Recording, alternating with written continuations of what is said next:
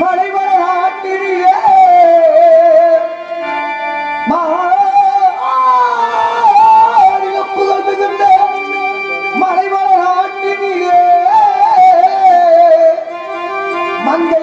திகழ்ந்து வரும் மங்கையக்குள் திகழ்ந்து வரும் மகளே நீ வாழ்க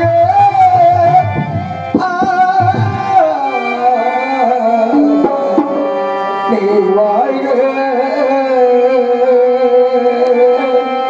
உன் குலமாழ்க உன் குடிவாழ்க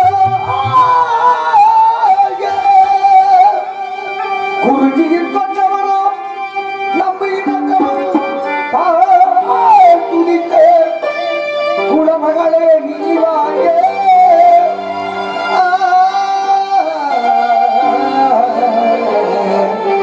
நீ வாழ்க உன் குலமாழ்க உன் குடிவாழ்க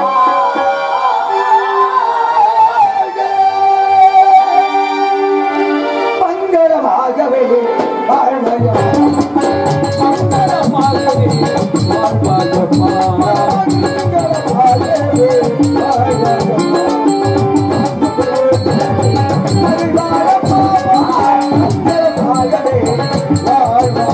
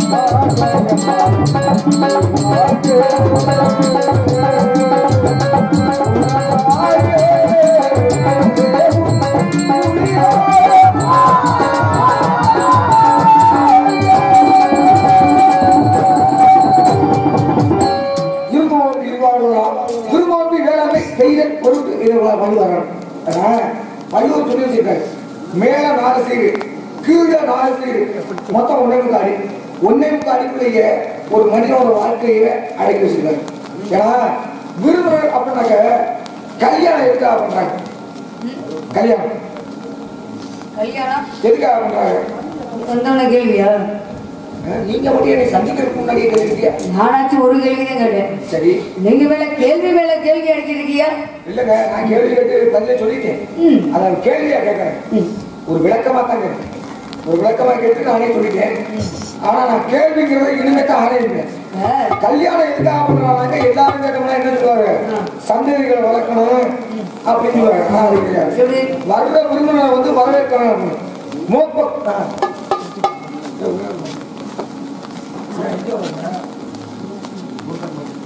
ஆக வருகின்ற விருந்தினர் வந்து வரவேற்கணும்.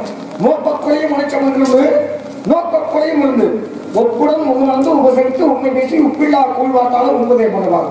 முன் பலமுடந்து வாழணும் உன் நடத்து இருவாராயின் கப்பிய பசியின் ஒரு கடுபசையாகும் மணி அப்படின்னு விவேகஸ்தாமணி அப்படின்னு சொல்லக்கூடிய ஒரு நூல்ல இருக்கு. எதுக்காக கேட்கிறேன்னா அப்புறம் பேசிக்குவோம். போகணுமா? அதனால ஒரே ஒரு படம் கதை படம்.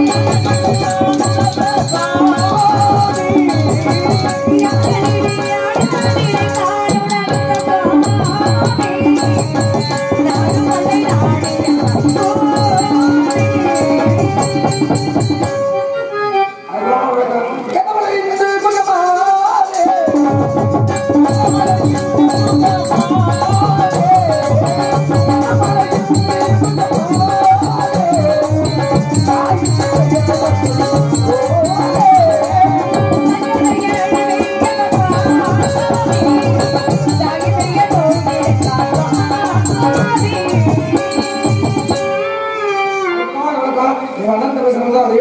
ஏன்னா ஒரு மனிதனுக்கு உணவு உணவு இருக்கை இது ஒரு மனிதர் முக்கியமான ஒரு நான் இடத்துக்கு வந்துடுறேன். உங்க அப்பா பேர் என்ன சொன்னீங்க? நம்பி. நம்பி. அம்மா பேரு? நங்கமணி. உங்க பேரு? வள்ளி. கூட பிறந்தவர் யாருக்காங்க? கூட பிறவாதவர் 7 பேர். 7 பேர் ஆனவனா? ஆண். ஆண்கள். அப்ப உங்களுக்கு அண்ணன் அப்படிதானே? எதற்காக இங்க வந்திருக்கீங்க? காவலுக்காக. என்ன காவல்? திணைக்காவல். என்ன சொல்லி? கருந்தனையும் செந்திலை. கருந்தனை யாருக்கு சொல்லுங்க? கருந்தனை எங்களுக்கு, செந்திலை செந்தில் முருகனுக்கு. காரணம் இல்லாம தோரணம் கட்ட மாட்டாங்க. ஆலயம் இல்லாத கோவில் இல்லாதவங்க குடியிருக்க கூடாதுன்னு சொல்லியிருக்காங்க. எதிரி இல்லாத உண்மையை குடியிருக்க கூடாது. குடியிருக்க கூடாது. ஓட்டு இருக்கலாம். ஆனா போராம இருக்க கூடாது. போராம இருக்க கூடாது. பொறாமை அப்படியே திருப்பி பாருங்க. ஆமா. பொறாமை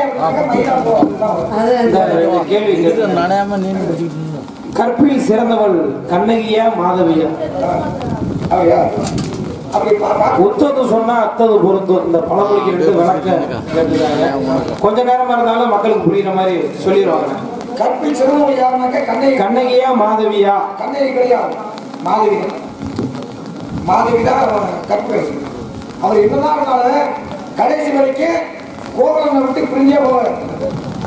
இவர் கண்ணகி என்னன்னா, கண்ணகி என்ன தான் புருஷன் வந்து இன்னொரு பெண்ணோட போறான் அப்படின்னு தெரிஞ்சோம்னா என்ன பண்ணுவீங்க? கோவப்படுவான். கோவப்படுவீங்க. கோவப்பட்டு நீங்க தான் வழியில் போவீங்க, அப்படிதானே? ஆனா இப்ப என்ன பண்ண, இன்னொருத்தன் பொண்டாட்டியோட போய் சேர்றானே, இன்னொருத்தன் பொண்டாட்டி சொல்லக்கூடாது, இன்னொரு பெண்ணோட போய் சேர்றானே, நான் தான் இருக்கிறேன், இருக்கின்றவங்கள இன்னொரு பெண்ணோட போய் சேர்றானே அப்படின்னு என்ன பண்ணு, கோவப்பட்டு விலகி போகணும். ஆனா இவன் என்ன பண்ணா, தன்னுடைய சொத்தெல்லாம் என்னன்னா கொடுத்தான். அதே போல இந்த கதையை பேசணும்னாக்கா நிறைய கதை பேசுறமா இருக்கு. இருந்தாலும் இவங்கள்ட்ட கேட்க சரியா ஒண்ணு சொல்லுங்க. கற்பில் சிறந்தவர் கண்ணகியா இல்ல மாதவியா அப்படின்னா கண்ணகியத்தான் நம்ம எல்லாருமே சொல்லுவோம். அப்படி சொல்லுவாங்க. ஆனா மாதவியை தான் சொல்லணும். அப்படித்தான் சொல்லணும். அதான் கண்ணகிக்கு கோவலருக்கு என்ன சம்மந்தம் உண்டு? கண்ணகி வந்து கோவலன் கூட வாழ்ந்தாளா? தொட்டு தாலி கட்டினது யாரு? மனைவி மட்டும்தான். அவனோட மனைவியை தொட்டு வாழ்ந்தாரா? ஆனா ஒரு நாளாவது இருந்தானா? கிடையாது. இல்ல கிடையாது, வாழ கிடையாது. மாறாக மாதவியோட தான் இருக்கேன். மாதவி வந்து நடனமாடுற பெண்ணாக இருந்தாலும் கோவலனை தவிர வேற யாரையும் வேற எங்கேயும் போகல. அப்ப தன்னோட கணவனே உயிரோட இல்ல அப்படின்னு யாரை பெற்றெடுத்தா? மணிமேகலை பெற்றெடுத்தா. இப்ப மணிமேகலை பெற்றெடுத்தா 50 காப்பியங்கள் உருவானது. அப்ப மாதவி கற்புக்கரசி சிலப்பதிகாரம் அப்படிங்கிற ஒரு காவியமே உண்டாகும். காவியம் உருவானது. இப்ப நீங்க இடத்துக்கு வந்திருக்கீங்களே, என்ன காரணத்துக்கு உங்களை போட்டபடி அடக்கப்பட்டவர் காட்டுல இருந்து நாட்டுக்கு போடலாம் ஒரு சிறப்பு வந்துச்சு. நீங்க வந்திருக்கீங்க, என்ன காரணத்துக்காக நீங்க வந்திருக்கீங்க? நான் காட்டுல சொல்றதுக்கு வந்தவுடனே கேள்வியெல்லாம் அடிக்க வச்சு என்னென்ன கேள்வி? ஒரே ஒரு கேள்வி ஒண்ணுதான் வச்சிருக்கோம். என்ன நீங்க என்ன கேட்டீங்களே, ஏன் திருமணம் கல்யாணம் பண்றோம் அப்படின்னு கேட்டீங்க. அதை கேட்கறீங்களா? சரி, அதை சொல்லுங்க. ஏன் கல்யாணம் பண்றோம் அப்படின்னா, திருமணம் முடிப்பது எதற்காக அப்படின்னா வருகின்ற விருந்தாளியை வந்து வரவேற்கணும், அதுக்காக தான் கல்யாணமே பண்றது. மற்றவங்களாம் சொல்லுவாங்க இந்த சந்ததிகளை வளர்க்கணும், வம்சம் பெருகணும் அப்படின்லாம் சொல்லுவாங்க. அது கிடையாது. அந்த விருந்தாளியை வரவேற்கணும். என்ன பதார்த்தம் சமைச்சு வச்சிருந்தாலும் வீட்டுக்கு வர விருந்தாளிய வா வந்துட்டியா தின்னு போ அப்படின்னு சொன்னோம்னா சாப்பிட முடிச்சோம்னா எவ்வளோ பசியாக இருந்தாலும் சாப்பிட முடிச்சு வராது. ஆனால் அதே ஒரு விருந்தாளி வர்றாங்க அப்படின்னா, ஐயா வாங்க ஐயா நல்லா இருக்கீங்களா, வீட்டில் நல்லா இருக்காங்களா, இப்போதைக்கு நம்ம வீட்டில் எதுவும் சமைக்கலை, ஒரு உப்பே இல்லாத கூழ் தான் இருக்கு, அந்த கூழை குடிங்க அப்படின்னு சொன்னோம்னா எதுக்கு நிகழ் தேவலோகத்தோட அமிர்தத்துக்கு முகமலர்ச்சி முகமலர்ச்சி அப்படிங்கிறதான் உண்மை. அதனால மோப்பக்குடையும் அனிச்சம் இருந்தது நோப்பக்களையும் உழுந்து அப்படின்னு சொல்லியிருக்காரு. அனிச்சமோட தன்மை என்ன தெரியுமா, மனுஷனோட மூச்சு காட்டு பட்டாலே மாறி போயிடும். ஏன்னா இன்னைக்கு மட்டும் ஒரு ஆடு மாடு நடந்து போகுது, தடை கொடுக்குதா? அதுக்காக சுத்தம் வந்துருக்கு. ஏன்னா ஒரு ஆடு மாடு நடந்து போனாலும் தடம் விழுகாது. மனுஷன் நடந்து போங்க, நடந்து போற மனுஷன் நடந்து போற பாதையாத்தான் வருது. என்ன காரணம், மனுஷன் அப்பேற்பட்ட ஒரு கொடிய என்னாலையும் வருது. ஏன்னா எலும்பு இல்லாத நாக்கு அப்படி இப்படியும் பிறந்து போய் அப்படியும் பிறந்து போய் அப்பேற்பட்ட நாக்கு எலும்பு எல்லா நாக்கையும் சொல்ல வருங்க. ஏன்னா நய வஞ்சகர்கள் அவர்களுடைய நாக்குல சும்மா இருப்பாங்க, அவங்கள தூக்கி விட்டுருவாங்க. தூக்கி விட்டோம்னா அவங்க நாட்டுக்கு அதை அடிவத்தான் நடக்கும். அப்படிங்கிறப்ப இருந்தவரும் இப்போ நீங்கள் கேட்டதுக்கு நான் பதில் சொல்றேன், நீங்க கேட்டதுக்கு இன்னொரு பதில். அது என்ன கேள்விக்கிட்டியா? பெண்களுக்கு கொடுக்கக்கூடிய சீதனத்தில் புலங்காத சீதனம் என்ன சீதனம் அப்படின்னு கேட்டேன். ஒண்ணுங்களா, அதாவது உங்க பகுதியிலையும் அதை பயன்படுத்திருக்காங்க. இன்னமும் காஞ்சிபுரம் பயன்படுத்திக்கிட்டாங்க. அது நடைமுறையிலே இருக்கு. என்ன காரணம்னா திருமணம் ஆவதற்கு முன்பாக ஒரு இரவு, அந்த இரவுல வந்து பெண் அழைப்பு அப்படிங்கிற ஒரு விழா நடக்கும். அதாவது பொண்ணாக்கிறான் அப்படின்னு சொல்லுவாங்க. பெண் அழைப்பு விழாவில் ஓரப்பட்டியில் வச்சு அரிசி தேங்காய் பழம் வச்சு அதே மாதிரி முந்தானையை வச்சு கொடுத்துருவாங்க. அப்படியே மடி நிறையா வச்சு அனுப்புவாங்க. அதே போல இந்த பெண்ணு கட்டிக்கிற போறாங்க ஒரு மாப்பிள்ளை, அந்த மாப்பிள்ளையோட கூட பிறந்த ஒரு அக்காவோ தங்கச்சியோ அவங்க என்ன பண்ணுவாங்கன்னா இந்த பெண்ணு எங்க பிறந்தாங்க அந்த பெண் பிறந்த மண்ணை எடுத்து அவங்களுக்கே தெரியாம இந்த முந்தானையில முடிச்சு விடுவாங்க. மண்ணை யாராவது சாப்பிட முடியுமா? சாப்பிட முடியாது. இந்த மண்ணையும் சேர்த்து தான் கொண்டுவாங்க அவங்க. யாரு? இந்த பெண்ணை கொண்டு போகிற பொழுது மற்ற எல்லாத்தையும் பயன்படுத்துவாங்க. ஆனா மண்ணை மட்டும் பயன்படுத்த மாட்டாங்க. அதை பயன்படுத்துவாங்க யாரு? அந்த பெண்ணு பயன்படுத்த மாட்டாங்க. அதையும் அடுத்தாக தான் பயன்படுத்துவாங்க. எப்ப உங்க அண்ணன் கேட்ட மாதிரி அது உங்க அண்ணன் சொன்னாங்க, காசு மேல ஆசைப்பட்டா மண் மேல ஆசைப்பட்டா என்னதான் இருந்தாலும் பிறந்த விடையும் புகுந்த விடையும் ஒன்னாத்தான் பார்க்கணும். அதுக்காக தான் பெண்களை அணியக்கூடிய, அதாவது பொட்டு வைக்கிற பொட்டு, திலகம் என்று சொல்லக்கூடிய ஒரு குங்கும பொட்டு. ஒரு பெண் வந்து திருமணமான ஒரு பெண் வந்து எத்தனை இடத்துல பொட்டு வைக்கணும்? 5 இடத்துல வைக்கணும். ஒண்ணு உச்ச நிலையம், 2வது இந்த வகுடிகள், அதாவது இப்படி பிரிக்கிறோம் இந்த வகுடிகள், 3வது மத்திய, 4வது தொண்டை, 5வது மாங்கடிக்கு வைக்கணும். அதுக்காக தான் பிறந்த வீட்டையும் புகுந்த வீட்டையும் பிரிச்சு பார்க்கக்கூடாது அப்படிங்கிறதுனால இந்த இடத்துல பொட்டு வைக்கிறது. யாராவது வைக்கிறாங்க, யாராவது வைக்கிறாங்க, நேர் வந்து இருக்கிறது, யாரும் எடுக்கிறது. இங்கிட்ட எடுக்கிறாங்க, இங்கிட்ட எடுக்கிறாங்க, அது சௌகரியத்தில் எடுக்கிறாங்க. சரி, அது போயிடும். நான் எதுக்காக சொல்ல வந்தேன் அப்படின்னாங்க, என்னதான் இருந்தாலும் பிறந்த மண்ணு அந்த பாடம் இருக்குமா இல்லையா? இருக்கும்ல. அதனாலதான் அந்த ஆசை இருக்கின்ற பொழுது அடுத்த ஆள் தான் அந்த பிறந்த மண்ணை கொண்டு வைக்க என்னவாங்க நாட்களை தொட்டு வைப்பாங்க. உயிர் உடனே பிறந்த இடத்து யாவது இருந்தாலும் இருக்கணும். பிறந்த இடத்துல இருந்து மண்ணு கொண்டு வந்தத அந்த பெண்ணு தொடங்க மாட்டாங்க. அப்ப இறக்கும் தர பிறந்த இடத்து யாவது இருந்தாலும் இருக்கலாம்னு மண்ணை கரைச்சி ஊத்துவாங்க. எந்த பெண்ணுக்கு பிறந்த இடத்து யாவும் இருக்கும். மண்ணால வந்தது பெண்ணானது, மண்ணால வந்தது மகாபாரதம் அப்படின்னு சொல்றோம். மண்ணுக்கு சொந்தக்காரன் துரியோதனும் கிடையாது, பஞ்ச மண்ணும் கிடையாது. இப்ப மண்ணுக்கு மண்ணால வந்தது மகாபாரதம் அப்படின்னு சொல்றான். அதே நேரத்துல ஒரு போர்க்களத்துல வந்து எப்படி இருந்தா போர் செய்யக்கூடாது, அதாவது நிராயுதபாணியாக யார் இருந்தாலும் அவங்களோட சண்டை வளர்க்கணும். எத்தனை எப்ப வந்து போர் செய்யணும்? அது எப்ப போர் செய்யணும்னா கலப்பை கொடுத்து விட்டு பிறகுதான் போரை செய்யணும். அதுதானே அதுதானே நீதி, அதுதானே தர்மம். அப்ப தர்மம் தான் வெல்லும். மகாபாரதத்துல மண்ணால வந்தது மகாபாரதம். அப்ப தர்மம் தான் வெல்லணும் அப்படின்னு தர்மனுக்கு பேர் வந்தது. தர்மனுக்கு இன்னொரு பேர் இருக்கு, தர்மத்தின்படி நடந்ததுனால தர்மன் அப்படின்னு பேரு. அது மட்டும் இல்ல, அவருக்கு உண்மையான பேரு யுதிஷ்டன் அப்படின்னு சொல்லக்கூடியதான் பேரு. வாரி வாரி வழங்கக்கூடிய வள்ளல் யாரு சொல்லுவா? அதான் கர்ணன். கர்ணன். இப்ப கர்ணனாகப்பட்டவன் எல்லா தானம் பண்ணான், ஆனா ஒரு தானம் மட்டும் பண்ணல. ஏங்க இதான் கேள்வி யார் சொல்லி கொடுத்தது? யார் சொல்லி கொடுத்தது? ஏங்க நீங்க வந்ததுல இருந்து கேள்வி, உங்களுக்கு கேள்வி இப்ப கேட்கலையே. சரி, நான் கேட்கிறேன். தமிழ் 20 தான் பேசணும், தவத்த ஒரு ஆள் தான் செய்யணும். சரி, நான் கேட்கிறேன். காகம் கரையாது, காகம் கரையாது, பசுமாடு முட்டாது, பருந்து பறக்காது, பள்ளி வந்து கவிழ் கட்டாது, புடம் நாராது, பூ மணக்காது. இது எந்த ஊர்? காசிதான். காசிதான். என்ன காரணம்? என்ன காரணம்னா அங்க ஒரு காரணம் இருக்கு. அதோட அங்க என்ன நடந்தது, நிகழ்வுகள் நடந்தது அப்படிங்கிற காரணம் இருக்கு. ஏன்னா காசியில மட்டும்தான் காகம் கரையாது, பள்ளி வந்து கவிழ் கட்டாது, உணவு நாராது. அப்ப காசியில ஒரு சிறப்பு. அப்ப பிறந்தா எங்க பிறக்கணும்? பிறந்தா முதல்ல அதை நீங்க ஆரம்பத்துல சொல்லிட்டீங்க. ஒரு போர்க்களத்துல வந்து நிராயுதபாணியா இருந்தா கொல்லப்பட்ட சண்டையே கூடாது. இதுதான் தர்மம். வாரி வாரி வழங்கக்கூடிய வள்ளலாகப்பட்டவள் கர்ணன். வில்லுக்கு விஜயனா யாரும் சொல்லுவான்? உண்மையாக சொல்ல போனோம்னா குதிரவர் தான். ஏன்னா வில்லுக்கு வந்து குதிரவர் தான். ஆனா இப்ப சொல்றது என்ன, விஜயன் அப்படின்னு அர்ஜுன். கர்ணனுக்கு தேரோட்டியா இருந்தது யாரு? சல்லியன். அர்ஜுனனுக்கு தேரோட்டியா இருந்தது யாரு? அப்ப அதே நேரத்துல சல்லியன் என்ன சொன்னா, அர்ஜுனன் மேல பாடத்தை தொடர்ந்து சொன்னான். நாகாஸ்திரத்தை அவ என்ன பண்ணா, ஒரு முறைதான் பயன்படுத்தணும் அப்படின்னு யாரு கேட்டது? குந்தி தேவி.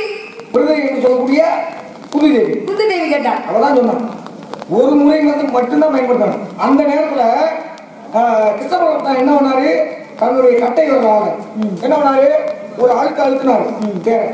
ஒரு ஆளுக்கு அழுத்தினால தேர் வந்து அமைஞ்சிருச்சு. அந்த நாகரசன் எங்கே போனது, அது எங்க போனுச்சு, அதான் தலையோட வந்தது, தலைப்பாவோட போயிடுச்சு, தலை பாகையோட போனது. அப்படிங்கிறதுனால கிரீடத்தை வந்து எடுத்துட்டு போயிடுச்சு. ஆனா அவையோட தான். அப்ப ஒரு முறைக்கு மேல மறுமுறை நாகாஸ்திரத்தை உபயோகப்படுத்தக்கூடாது அப்படின்னு குந்தி தேவி கேட்டுக்கிட்டான். அப்ப சல்லியன் என்ன சொன்னா, மறுமுறை நாகாஸ்திரத்தை அர்ஜுனன் மேல விடு அப்படின்னு சல்லியன் தேரோட்டியா இருந்தாலும் கூட சொன்னான். விடு இல்லைன்னா நான் போயிருவேன். அப்ப கர்ணன் கேட்டானா, கர்ணன் கேட்கல. ஏன்னா அவனுக்கு வந்து அவங்க அம்மா கொடுத்த வரம் ஒரு வாக்கு அப்படிங்கிறதுனால, அதாவது சக்கரவாகப்படுத்து என்னாச்சு, வெள்ளத்துல இறங்கிடுச்சு, உள்ள இறங்கிடுச்சு. சரி என்ன என்னோட வேலை தேரோட்டுறது மட்டும்தான் என்னோட வேலை. இந்த வேலையெல்லாம் என்னால பார்க்க முடியாது. நான் சொல்றது நீங்க கேட்கல.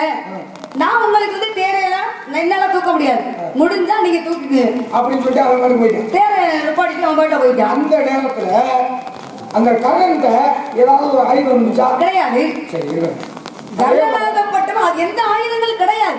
ஆனா கர்ணனாகப்பட்ட என்ன பண்ணா, தேரை நிபுணத்துக்காக இறங்கினான்.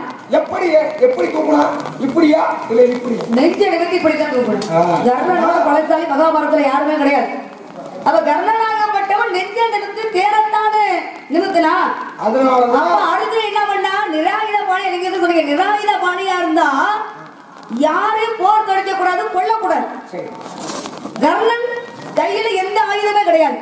அப்ப கர்ணன் என்ன பண்ணா, அர்ஜுனன் என்ன பண்ணா, அம்ப போயிட்டான். அப்ப கர்ணன் கர்ணனை அர்ஜுனன் நிராயுத பாணியாவே கொண்டான். அப்ப நிராயுத பாணியை கொல்றது தவறு தானே. அது எப்படி தர்மமே இல்லை, அது எப்படி தர்மம் வெல்லும்? என்ன காரணம்னா, நீங்க சொன்னது போல கர்ணனுக்கு எத்தனை பிறப்பு அப்படின்னாக்க 2 பிறப்பு. ஏன்னா 3வது பிறப்பு ஒண்ணு இருக்கு. அது அப்புறம் அது எப்படின்னா கர்ணனுக்கு அப்புறம் தான் 3வது பிறப்பு. அதற்கு முன்பாக சகஸ்கிருத வசன் அப்படின்னு சொல்லக்கூடிய ஒரு பிறப்பு. அந்த பிறப்புல 1000 கவச குண்டலத்தோட பிறந்தான். ஒவ்வொரு கவச குண்டலத்துக்கும் அதாவது சொல்றேன், அதாவது 1000 கவச குண்டலத்தோட பிறக்கிறப்ப அவன் அரக்கனாத்தான் இருந்தான். அரக்கன், அதாவது அரக்கனா என்ன, அசுரன். அப்பேற்பட்ட ஆளு இந்த முடிச்சுக்கலாமா, அப்பேற்பட்ட ஆளு ஒரு கவச குண்டலத்தை அறுக்கணும் அப்படின்னாக்க 12 வருஷம் தவம் இருக்கணும், 12 வருஷம் போர் செய்யணும். அதனால தவம் பண்ணி இருக்க முடியுமா? 24 வருஷம் ஆகும். நரன் நாராயணன். நரன் யாரு? மகாவிஷ்ணு. நரன் அர்ஜுனன். நாராயணா மகாவிஷ்ணு. அது ஒரு ஆள் தவம் செய்ய, ஒரு ஆள் போர் செய்ய, மறாள் தவம் செய்ய, மறாள் போர் செய்ய. ஒவ்வொரு கவசம் குண்டலத்தை அறுத்துக்கிட்டே வந்தாங்க. 999 கவசம் குண்டலத்தை அறுத்துட்டாங்க.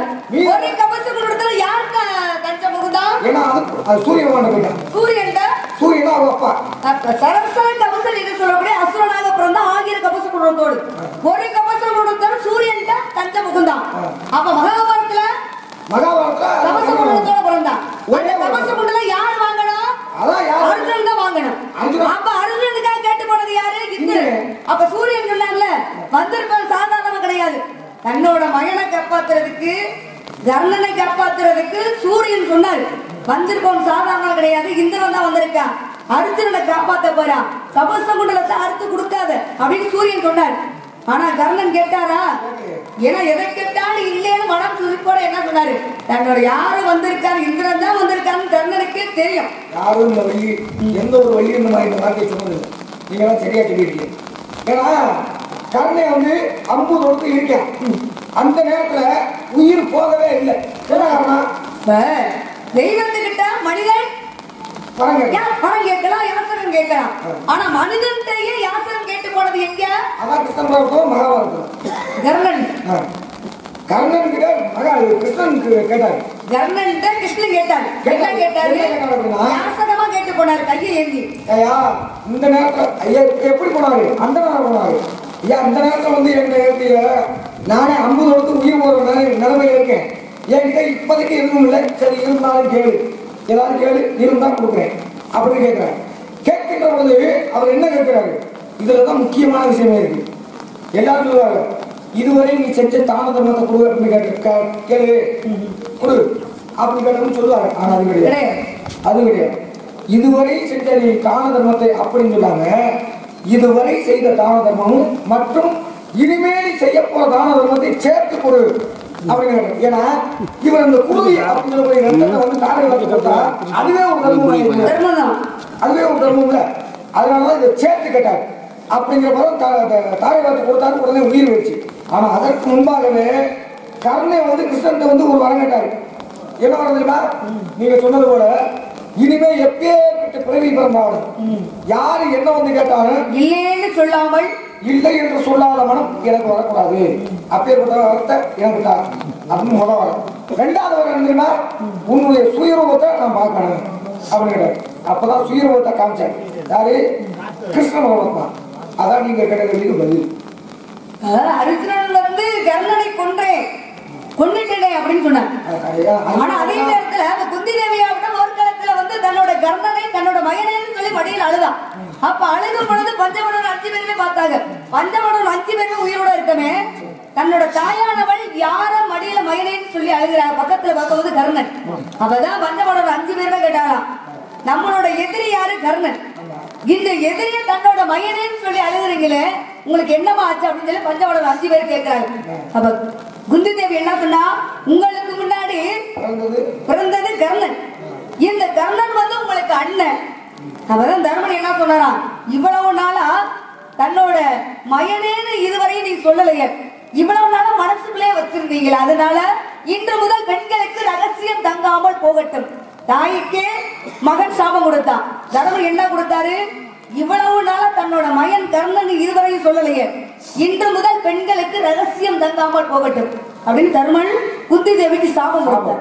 ஆனா அதே நேரத்தில் அர்ஜுனன் என்ன சொன்னா, தன்னோட அண்ணன்னு தெரியாம நான் கொண்டுட்டேனே. அப்பதான் கிருஷ்ணன் என்ன சொன்னாரு, உனக்கு முன்னாடி 4 பேரு கர்ணனை கொண்டுட்டாங்க.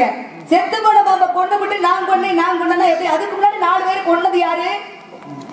பரசுராமன், குந்தி தேவி. பரசுராமன் என்னன்னா, உனக்கு தக்க சமயத்துல இந்த எதுக்குமே மறந்து போகும் அப்படின்னு அவர் சாபம் கொடுத்தாரு. அதே நேரத்துல குந்தி தேவியும் வர வாங்கிட்டா. அவர் என்னன்னா, நாகாசத்தை ஒரு முறைக்கு மேல பயன்படுத்தக்கூடாது அப்படின்னு 2. இந்திரன் என்னன்னா கவச குண்டத்தை வாங்கிட்டு போயிட்டான். அப்ப கடைசியா அடிச்சது யாரு? அதான் அர்ஜுனன். அப்ப அர்ஜுனன் அதுக்கு முன்னாடியே 4 பேர் கொண்டுட்டாங்க. கடைசியா செத்த போன பாப்பா நான் கொண்டேன்னு. அப்ப சகாதேவன் என்ன வச்சான், கர்ணன் இவ்வளவு நாள சாஸ்திரத்துல நம்ம பெரியாளா இருந்தா கூட கர்ணன் நம்ம அண்ணனு தெரியாம போயிடுச்சு. அப்படி என்ன பண்ணாரு, சாஸ்திரத்தையே பிச்சு போட்டாரு. அதுல பாதி தான் கிடைச்சிருக்கு. மகாபாரதத்தை நிச்சயம் மீது உள்ளது நம்ம பேசிட்டு இருக்கோம். இது மகாபாரதம். இது மகாபாரதத்துல உண்டு. மகாபாரதத்தை எழுதியது யாரு? வேதவியாசர். வேதவியாசர் அதாவது வடமொழி. வேதவியாசர் சொல்ல விநாயக பெருமான் எழுதினார். எங்க இருந்து எழுதினார்? மேல்மொழியில வந்து எழுதினார். எழுதினார் அப்படின்னாக்க வேதவியாசர் அப்படின்னாக்க உண்மையான பேர் என்ன கிடையாது. வேதத்தை வகுத்தவரால் வேதவியாசர். வேதங்கள் ரிக், யஜுர், சாமம், அதர்வணம் அப்படின்னு சொல்லக்கூடிய 4 வேதம். இந்த 4 வேதங்களை வகுத்ததுனாலதான் வேதவியாசர் அப்படின்னு ஒரு பேர். வேதவியாசர் அப்படின்னாக்க ஒரு பட்டம் தான், பெயர் கிடையாது. வேதத்தை வகுத்ததுனால் வேதவியாசர் பேரு. அதுக்கு முன்னாடி ஒரு பேரு. அதுக்கு உண்மையான பேர் என்ன? கிருஷ்ண துவாபயனார் அப்படின்னு சொல்லுவது. யார் யாருக்கு பிறந்தது? பராசர முனிவருக்கு, மச்சகந்திக்கும் வந்தது. அது அப்பேற்பட்டாரு. இப்படி நிறைய பேர் பேசுறதே நம்ம நிறைய பேர் இந்த கேள்வியை கட்டணும்னாக்க செவனே நிக்கிறாங்க. கர்ணன் மாதிரி உலகத்துல துரியோதனுக்கும் வஞ்சகம் இல்லாம நடந்துகிட்டான். தன்னோட நண்பன் நமக்கு வந்து தன்னோட மானத்தை காப்பாத்தினே. அப்ப துரியோதன கர்ணன் என்ன சொன்னாரு, நான் உயிரோட இருக்கிற வரை உன்னோட உயிர் போகாது. அதனாலதான் அங்க தேசம் அப்ப கர்ணன் இறந்ததுக்கு அப்புறம் தான் துரியோதன இறக்குறான். அப்ப கர்ணன் என்ன சொல்றான், நண்பா நான் உயிரோட இருக்கிற வரையும் உன்னோட உயிர் போகாது. அதனாலதான் அங்க தேசம் சொல்லக்கூடிய ஒரு நாட்டையே பரிசா கொடுத்த எனக்காக இப்படி உழைக்கிறிய, எனக்காக இப்படி துணை வரிய அப்படிங்கிறப்ப உன்னைய வந்து அதாவது இன்னொரு வரைக்கும் கர்ணனுக்கு வந்து அவன் என்ன ஜாதி அப்படிங்கிறது தெரியாது. சத்திரியன் அப்படின்னு அவனுக்கே தெரியாது. அது வரைக்கும் அவன் அந்தனன் தான் நினைச்சிருக்கான். அந்தனன் வந்து இந்த போட்டியில வந்து கலந்துக்க கூடாது அப்படின்னு யாரு? துரோணாச்சாரியர், பீஷ்மர். 2 பேர். பீஷ்மருக்கு உண்மையான வேற என்ன அப்படிங்கிறது கதையில. ஏன்னா கங்காதேவிக்கு தகப்பனுக்காக பிரம்மச்சாரியா போனது யாருன்னா பீஷ்மர் தான். வேத விரதம் அப்படின்னு சொல்லக்கூடிய பேர் அப்பே பேர் பீஷ்மர் அப்படிங்கிறது அது ஒரு பட்டம் தான். யாரு 33 கோடி தேவர்களும் என்ன சொன்னாங்க, அப்பாவுக்கு யாராவது இன்னொரு கல்யாணம் பண்ணி வைப்பாங்களா? ஆனா அவர் என்ன நினைச்சாரு, ஏன்னா தன்னோட தகப்பனுக்காக பிரம்மச்சாரியா போனார். பிரம்மச்சாரியாவே போனார். கங்காதேவிக்கும் சந்தன மகாராஜனுக்கு பிறந்தவன் யாரு? அதான் பீஷ்மர். பீஷ்மர் பிறந்தார். அப்ப பீஷ்மர் பிறந்தாரு. கங்காதேவி என்ன பண்ணா, நான் யாரு அப்படின்னு கேட்க கூடாது. எத்தனை பிள்ளைய பெற்றா யாரு? கங்காதேவி 8. எத்தனாவது பிள்ளைய வளர்த்தா? அதாவது 7 பேரை வந்து ஆத்திர போட்டா. அப்ப திருமணம் முடிக்கிறதுக்கு முன்னாடி அவள் என்ன சொன்னா, நீங்க என்னை கல்யாணம் பண்ணிக்கலாம் நீங்க ஆசைப்படுறீங்க. அவன் ஆசைப்பட்டானோ நான் என்ன செஞ்சாலும் நீங்க எதிர்த்து கேட்டா உங்க கூட நான் வாழ மாட்டேன் அப்படின்னு சொன்னான். முதல்ல தூக்கி போட்டான். அவன் கேட்கல. இப்படி 7 வந்து தூக்கி போட்டான், கேட்கல. ஆனா இந்த பிரபாசம் தெரியுமா? பிரபாசம் அதாவது பீஷ்மர் இருக்கார்ல, அவருக்கு உண்மையான அதுக்கு முன்பாக இருக்கக்கூடிய பிறவி பேர் என்னதுன்னா பிரபாசன் அப்படின்னு சொல்லக்கூடிய பேர். தேவ விரதன் அப்படின்னு சொல்லக்கூடியது பிறந்த பெயர். அதன் பிறகு மருவிய பேர் அதான் பீஷ்மர். 33 கோடி தேவர்களை அப்பாவுக்கே திருமணம் செஞ்சு வச்சாரு. பீஷ்மா பீஷ்மா பீஷ்மா அப்படின்னு மும்மாடி, அதாவது பூக்கள் அள்ளி அப்படியே தெரிச்சாங்க. 2வது திருமணம் முடிச்சது அம்பிகை அம்பாலிகா. அம்பாலிகை. அப்ப அவங்க என்ன கேட்டுக்கிட்டாங்க, உங்களுக்கு ஏற்கனவே திருமணம் முடிச்சு உங்களுக்கு ஒரு மகன் இருக்கு, காசிநாதனோட மகன் அம்பா அம்பிகா. நீங்க என்ன இன்னைக்கு கல்யாணம் பண்ணணும்னா நீங்க வச்சிருக்க அனைத்து சொத்துல தன்னோட பிள்ளைக்கு தான் சேரணும். உங்களுக்கு போயிட்டு அவ சந்தன மகாராஜை ஏத்துக்கல, மன வருத்தத்தோட திரும்பி வர்றாரு.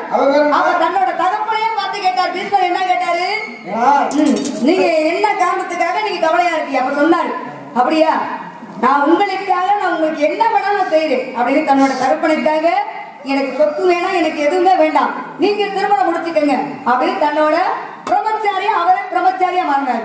இது பீஷ்மர். அவர் பீஷ்மருக்கு என்ன தன்மை? செம்போட தலைவன் அப்படின்னு சொல்லக்கூடியவ. ஏன்னா அவங்க வந்து மீனவர்கள். செம்போட தலைவனோட மக யாரு? வேதவதி. வேதவதியை வந்து யார் விரும்பினது? சந்தன மகாராஜா. அவர் விரும்புறாரு. விரும்பின பிறகு அந்த அம்மா அந்த அம்மாவும் அவங்க அப்பா என்ன சொல்றாரு, நீ வந்து கல்யாணம் பண்ணிக்க, ஏற்கனவே உனக்கு மகன் இருக்கியா, மகன் இருக்கின்ற பொழுது என் மகளை நீ கட்டிக்கிட்டீங்கன்னா இந்த மகளுக்கு பிறக்கக்கூடிய குழந்தைய அரியாசனையில அமர்த்தணும், இல்லைன்னா நீ முதல் தான் அமர்த்துவ அப்படிங்கிறப்பதான் கேட்கிறாரு. அதனாலதான் பீஷ்மர் என்ன பண்றாரு, அப்படியா எனக்குன்னு ஒரு கல்யாணம் பண்ணாதானே எனக்குன்னு ஒரு பிள்ளை வர, அதனால இன்னைய வரைக்கும் நான் இனிமே கல்யாணமே பண்ண மாட்டேன் அப்படின்னா. அதனாலதான் பீஷ்மர் அப்படிங்கிற பேரும். அது மட்டும் இல்லாம அவங்க அப்பா ஒரு வரமும் கொடுத்தாரு, நீ நினைத்தால் மட்டுமே உனக்கு இறப்பு ஏற்படும். இறப்பே கிடையாது, நீ நான் இறந்து போவேன் அப்படின்னு சொல்லி மனசு மட்டும் வச்சா மட்டும்தான் நீ இறந்து போவாய். அப்ப பீஷ்மர் இறந்தாரா? எத்தனை அம்பு படுக்கை, எத்தனை அம்பு படுக்கை, அம்பு படுக்கையில படுத்தே கிடக்குறாரு. அம்பு படுக்கையில படுத்தே கிடக்கிறப்ப கர்ணனுக்கு அந்த பீஷ்மருக்கு சண்டையா இல்லையா? கிடையாது. பீஷ்மருக்கு தெரியும் கர்ணன் எப்பேற்பட்டவன், அவன் நல்லவனா கெட்டவனா அப்படிங்கிறது தெரியும், அவன் என்ன குலம் அப்படிங்கிறதெல்லாம் எல்லாருக்கும் பீஷ்மருக்கு தெரியும். தெரிஞ்சதுனாலதான் போருக்கே அவரை வர சொல்ல. யாருக்கு? யார? கர்ணன் மயனே வந்தால இவர் அம்பு படுக்கையில படுத்ததுக்கு அப்புறம் தான் யாரு கர்ணனே வந்தேன். இதெல்லாம் வந்த காரணங்கள் நான் தான் உனக்கு பூசேன். இந்த சேட்டை தான் எனக்கு வேணுங்கிறது. என்ன சேட்டை? நல்லா பேசுறீங்க, யாரும் பேசாதது சொன்னீங்க. ஆனா எதிரியா இருந்தாலும் உண்மை ஏத்துக்கிறேன். அதுக்காக நான் உங்களை எதிரியா நினைக்கல. யாருக்கு எதிரியா நினைக்கல. எதுக்கத்தான் வந்தேன். இல்லம்மா, அதாவது இது ஓடிக்கிட்டு இருக்கா, அது நிறைய பேர் இந்த இதெல்லாம் பேசுறது. இதை பார்த்துட்டு எங்களோட சண்டைக்கு வர நல்ல வேலை. அமாவாசைனா எத்தனை அமாவாசை வரும்? அமாவாசை 2 வரும். 2 வரும். என்னவா அவரு அமாவாசைனா 2 அமாவாசை. இந்த 2வது அமாவாசை வர்றதுக்கு காரணம் என்ன? அது என்ன, ஒரு கடப்பை கொடுக்கணும். போர் புரியணும். அப்படி வெற்றி பெறணும்னா நடைப்படி கொடுக்கணும். நடைப்படியா பேசுவோமே. ஒரு வீடு கட்டணும், மேல்தளம் இருக்குல்ல, அதாவது ஆங்கிலத்தில் சொல்ல போனா ரூஃப் உண்டு. அந்த ரூஃப் போடுறப்ப வசதியா இருக்கிறவங்க ஒரு ஆடு விட்டுவாரு, வசதி குறைவாக இருக்கிறவங்க கோழி இந்த மாதிரி கொடுக்குறாரு. நரபலி கொடுக்கணும். மொத்தம் ஏதோ ஒரு ரத்த பலி கொடுப்பாரு. ஆக போர்ல நான் வெற்றி பெறணும் அப்படின்னா ஒரு களப்பலி கொடுக்கணும் அப்படின்னு அர்த்தம். அப்ப துரியோதனன் யாருகிட்ட கேட்டு வந்தான்? சகாதேவன் கேட்டேன். அப்ப சகாதேவன் குடும்பத்தை அழைக்கிறதுக்கே துரியோதனன் கேட்டு வர்றான். நான் போர்க்களத்துல நான் வெற்றி பெறணும்னா எந்த நேரத்துல எந்த தேதியில எப்ப நான் போர்க்களத்துல வந்து வெற்றி பெற முடியும்? அமாவாசை அன்னைக்கு நீ திதி கொடுத்தீங்கன்னாக்க நரபலி கொடுத்தீங்கன்னாக்க நரபலி கொடுத்தீங்கன்னா வெற்றி பெறுவேன். நரபலியா நரபலியா? நரபலிங்க. நரபலி அப்படிங்கிறது வந்து இந்த மந்திரவாதியை பண்றது. இது களபலி இல்ல. ஆமா. களப்பலி கொடுக்கணும்னாக்க தேதியை குறிச்சு கொடுக்குறான். குறிச்சு கொடுக்குறப்ப கிருஷ்ணபுரம் என்ன பண்றாரு? ஏன்னா உனக்கு அவன் எதிரினாரா அவன்கிட்ட போய் தேதியை குறிச்சு கொடுக்குறீங்க. அப்ப அவன் தான் வெற்றி பெறுவான். அப்ப கிருஷ்ணனே இல்லாம பஞ்சபாண்டவர்கள் ஜெயிச்சிருக்கவே முடியாது. ஜெயிக்க முடியாது. என்ன காரணம்? என்ன காரணம்னாக்க நாளைக்கு அமாவாசைங்க இவர் என்ன பண்றாரு? கிருஷ்ணன் கொடுத்துவான். முதல் நாளை வைத்து அதை திதி கொடுத்துருக்காரு. திதி கொடுக்குறப்ப இந்த சூரியன் சந்திரனும் சேர்ந்து பேசிக்கிறாரு. நாளைதான அமாவாசை, கிருஷ்ணன் இன்னைக்கு திதி கொடுக்குறாரு அப்படின்னு சந்திரனும் சூரியனும் இறங்கி வர்றாங்க. நாளைக்கு தானையா நீனு நான் நேருக்கு நேர் சந்திக்கிற நாள், அன்னைக்கு தானையா உன்னுடைய ஒளி மங்கும், அன்னைக்கு தானே அமாவாசை. இந்த ஆளு என்ன அறிவு இல்லாம இன்னைக்கு பண்ணிருக்காரு. அப்ப கிருஷ்ணன் என்ன கேட்டாரு? அப்பதான் கேட்டாரு அமாவாசைனா என்ன அப்படின்னு கேட்டாரு. அமாவாசைனாக்க சூரியனும் சந்திரனும் நேருக்கு நேரா நிக்கிற நாள். அப்ப ரெண்டு பேரும் நேருக்கு நேரா நிக்கிறார். யாரு? சூரியனும் சந்திரன்.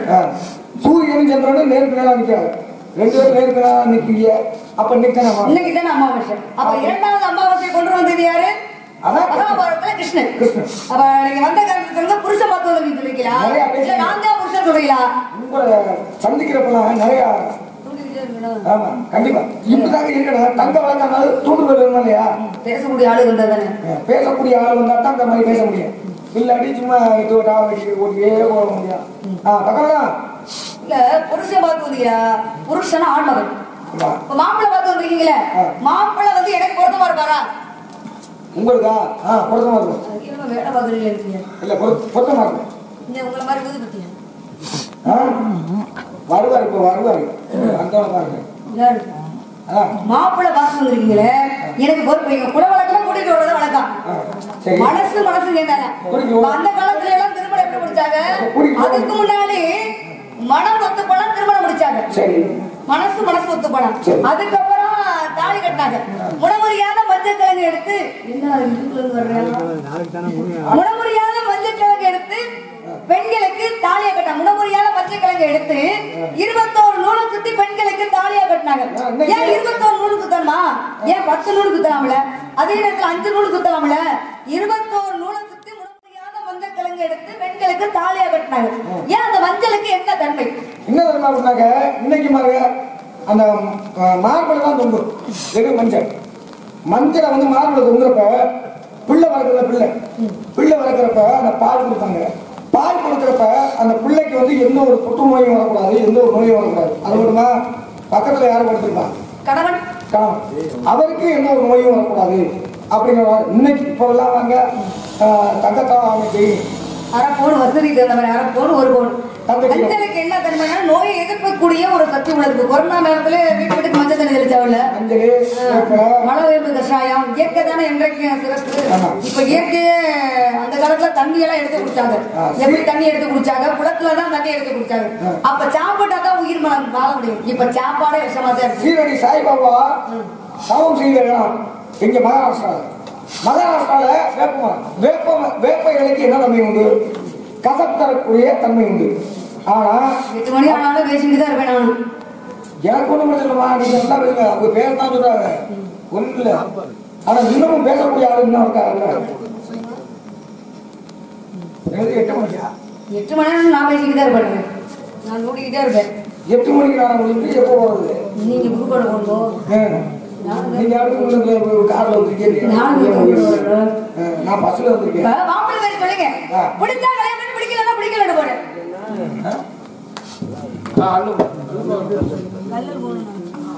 நல்லது போகணுமா? மாப்பிள்ளை பேர் சொல்லுங்க. சுருக்கமாக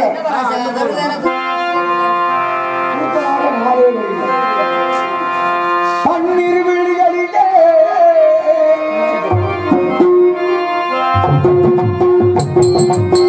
பன்னீர் விழிகளிலே அறிவு ஒரு விழியாய்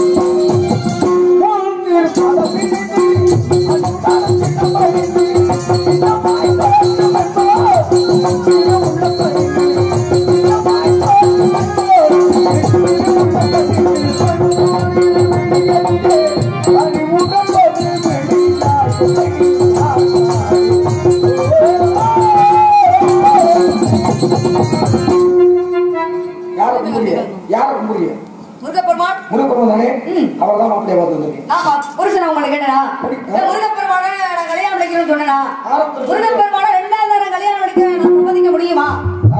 காலம் இரண்டாக இருந்தாலும் தர நீங்க தான் முதல்ல. யார் நீங்க சொன்னீங்க அப்படி? மனசு வச்சாதான் மாற்ற முடியலன்னா கிடையாது. மகாபாரதத்தை பத்தி பேசுறீங்க. பாண்டு மன்னனுக்கு எத்தனை மனைவி? பாண்டு மன்னனுக்கு 2 மனைவி. ஆமா. யாரு குந்தியும் மாத்திரீங்க 2 பேரும் சொல்லுதான் கருள் நோட்டுங்க. இதுக்கு மேல முருகன் கோச்சிட்டு போயிடுவாரு. அதுக்காகத்தான் நான் சீக்கிரம் முடிக்கிறேன். நீங்க பேச்சு வளர்த்துக்கிட்டே முருகப்பெருமான மாப்பிள்ளை பார்த்து வந்திருக்கீங்களா? முருகப்பெருமான் கடவுள், நாங்க மனித பிறப்பு. முருகப்பெருமான் என்னை கல்யாணம் பண்ணிக்கணும்னா எந்த குலத்தோட என்னை கல்யாணம் பண்ணி வைக்க, எங்க குல வழக்கப்படி முருகப்பெருமான் என்னை கல்யாணம் பண்ணி வைக்காரா இல்ல அவங்க குல வழக்கப்படி என்னை கல்யாணம் பண்ணி வைக்காரா? எந்த குலத்தோட முருகப்பெருமான் என்னை கல்யாணம் பண்ணிக்குவாரு. அடுத்து இங்க வாங்க, அடுத்து சொல்லுங்க. இவ்வளவு நேரம் பொறுமையா போயிட்டு இருந்தேன். முருகப்பெருமான் என்னை கல்யாணம் பண்ணிக்கணும்னா எங்க குல வழக்கப்படி என்னை கல்யாணம் பண்ணிக்குவாரா இல்ல அவங்க குல வழக்கப்படி கல்யாணம் பண்ணிக்குவாரா? நீங்க என்ன குலம்? நீங்க என்ன குலம்? நாங்க என்ன குலம்? நாங்க புறக்குலம். புறக்குலம். ஆமா. புறக்குலம்னா வேடுகுலம். வேடுகுலம். வேடுகுலம். அப்ப வேடுகுலம் தான் வருவாரு. யார் சொன்னா அப்படி? நான் ஏத்துக்க மாட்டேன். ஏத்துக்க மாட்டேன். யார் நீங்க என்ன சொல்ல ஏத்துக்க போறது? வேடுவரா வருவாரு இல்ல வேடுவரா திருமணம் முடிப்பாரு அப்படின்னு சொல்ல நீங்க இவ்வளவு நேரம் பேசுறீங்க. நான் தான் சொன்னேன் எதிரியா இருந்தாலும் உண்மையா சொன்னா ஏத்துக்கணும் அப்படின்னு நானு. ஆனா இதை மட்டும் நான் உண்மையா மட்டும் நான் எப்பவுமே ஏத்துக்க முடியாது. அது எப்படி வேடுவரா முருகப்பெருமான் என்னை கல்யாணம் பண்ணிருக்காரு நீங்க சொல்ல முடியும்? கூட்டி கூட அந்த குளத்தை ஏற்ற முறையா கூட்டியா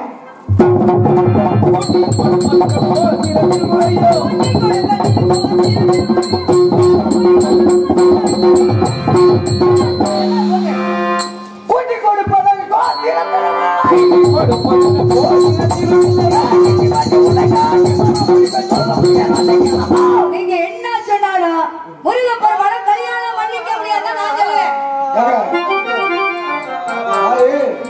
நீங்க குடிக்கிறதா சொன்னீங்க. நான் அவரை உங்களோட விளையாட விட்டு காதல் பண்ண சொல்லி நீங்க என்னதான் சொல்லுங்க. முருகப்பெருமான கல்யாணம் பண்ணிக்க முடியாது ஒரு பெண்ணை நினைச்சாதான் முடியும். என்ன சொல்றீங்க?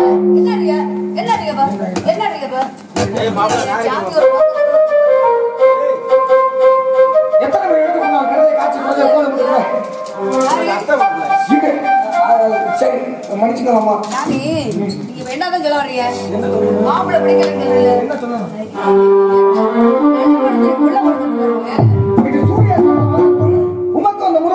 திருமணம் செய்து வைப்பு இல்லடா. அப்படி செய்யாவிட்டால் நான் நாகமல்ல, நான் அணிந்திருப்பது முடிஞ்ச இல்லடா. இது சத்தியம்.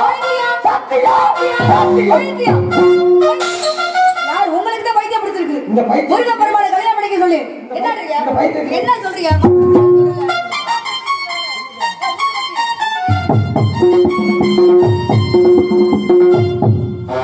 மூது பத்து மாதிரி இருந்துகிட்டு நீங்க ரொம்ப போதுங்க. யாருக்காக காத்துக்கிட்டு முருகப்பெருமானுக்காக தான் நான் காத்துக்கிட்டு யாருக்கிட்ட போய் ஒவ்வொருத்தர் சொன்னோம்னு வச்சுக்கீங்களேன் என்ன நினைப்பாரு? இன்னும் இந்த பிள்ளை முருகப்பெருமானை கல்யாணம் பண்ணி ஏங்கிக்கிட்டே இருக்கு அப்படின்னு மனசு நம்ம பிடிக்காம முருகப்பெருமானை பிடிக்கலன்னு சொன்னா நாரதர் போ வந்துச்சுல. முருகப்பெருமான் அங்க இருந்து கையில பிடிச்சிட்டு வருவார். கல்யாணம் பண்றாங்க அவர் பிடிச்சிருப்பாரு. என்ன சிரிக்கிறீரா?